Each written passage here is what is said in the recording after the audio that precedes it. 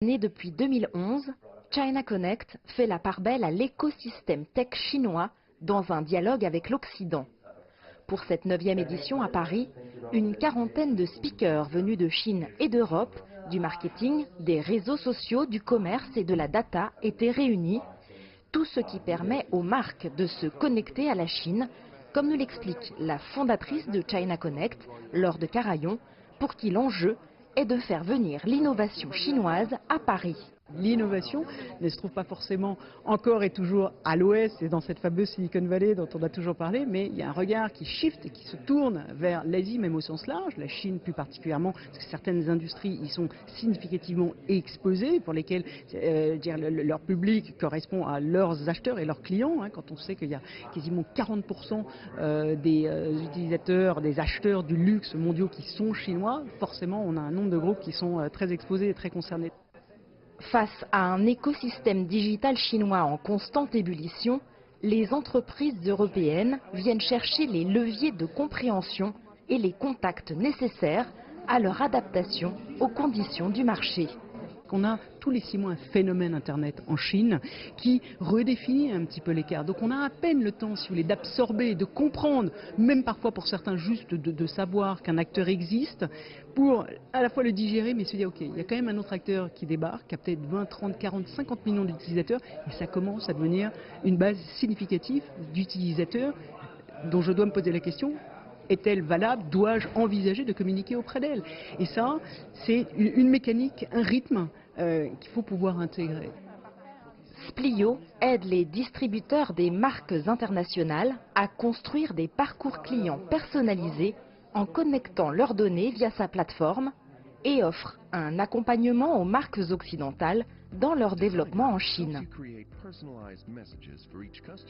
Aujourd'hui, on est sur un marché en Chine avec extrêmement de voyageurs chinois qui se déplacent en Europe et qui consomment les marques en Europe et qui reviennent chez eux ensuite. Donc il y a un vrai intérêt sur la façon dont on va capturer la donnée client, de la capturer en Europe et d'être capable de la traiter en Chine. On est capable de comprendre les clients quand ils se déplacent, de comprendre leur comportement d'achat.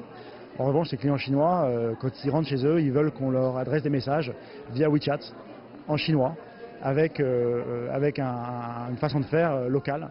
Et donc nous, en fait, on a cette capacité à intégrer cette data sur nos plateformes et de pouvoir adresser les clients en fonction de leurs besoins et de leur comportement. À l'heure où les startups chinoises font leur entrée sur les marchés occidentaux, la grande messe du digital est aussi une opportunité pour elles de développer leur réseau de partenaires.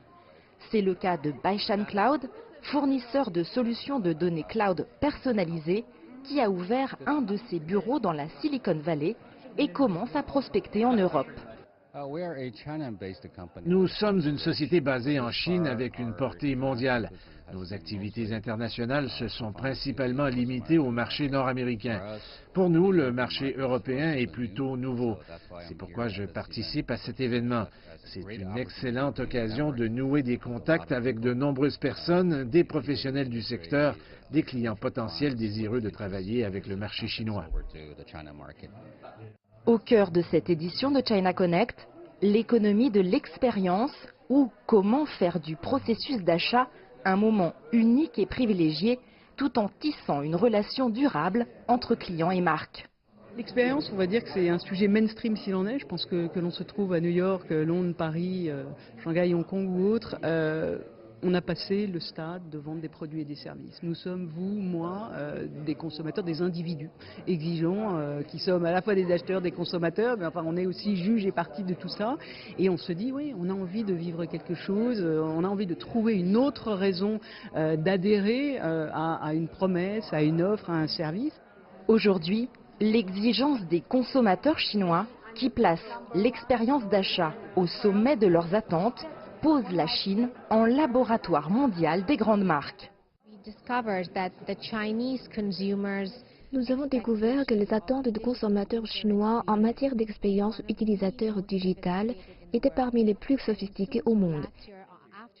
Et l'année dernière, à Sunto, nous avons collaboré avec un grand nombre d'athlètes chinois et un public ciblé. Nous nous sommes rendus compte que si nous pouvions offrir aux Chinois l'expérience digitale adéquate, ils pourraient satisfaire tous les consommateurs du monde. Plus pure expression de l'expérience client, le KOL est une arme marketing qui cartonne en Chine. La recette, agir sur Internet et dans la vie réelle, avec ses centaines de milliers de fans qui suivent ses pérégrinations autour du globe, Tina Lee est l'une de ces championnes de l'influence digitale. Aujourd'hui, tout tourne autour de l'expérience et les gens aiment voyager et le fait d'être capable de vivre et de découvrir la culture. Donc si vous pouvez injecter une marque dans ce contexte, vous pouvez à la fois profiter du voyage et en apprendre davantage sur l'histoire et la culture de marque. Et donc c'est un argument de vente vraiment parfait. Comment passer à un autre niveau d'expérience client et comment les géants et les pépites du digital occidental et asiatique peuvent-ils se compléter et s'influencer mutuellement? Ce sont toutes ces questions et bien d'autres qui étaient abordées durant cette édition 2019 de China Connect, des questions brûlantes qui touchent à la reconfiguration de nos modèles de consommation. Jade Charles, CGTN, Paris.